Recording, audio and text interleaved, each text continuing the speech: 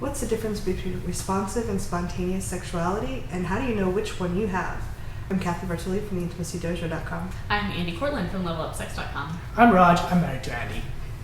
And over lunch, they were talking about this new book they've read that I was very interested in. I wanted to share some of the ideas because I thought, I resonate with some of what they said. Totally. It's called Come As You Are by Emily Nagoski. It is the best sexuality book that I've read this year, so go buy it on Amazon. Support Emily's work. But today what we want to talk about is responsive versus spontaneous desire.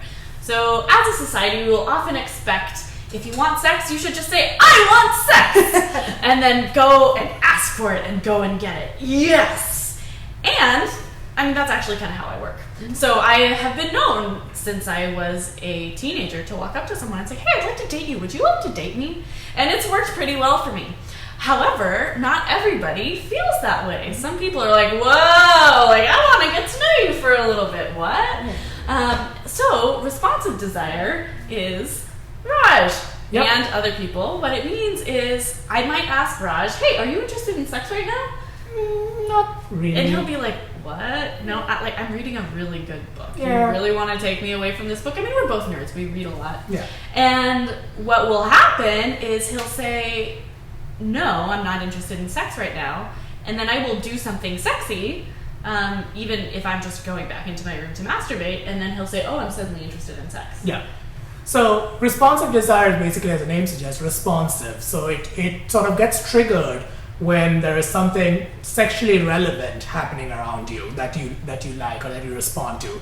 This could be somebody expressing their desire or actually like actively seducing you. This could be just something going on in the background where it's someone's playing a very erotic movie or something. Yeah. So it's a kind of desire that gets triggered by things going around you as opposed to arising internally, and often that gets confused for lack of interest. Yeah, and I love that, just opening the dialogue to that there's different ways people get turned on. Yeah, and that there's nothing wrong. Like I think our society emphasizes spontaneously being sexual, right? And it really says men are supposed to all be spontaneous, which I hate that binary. Like if you have a penis, you must belong here. Like it doesn't.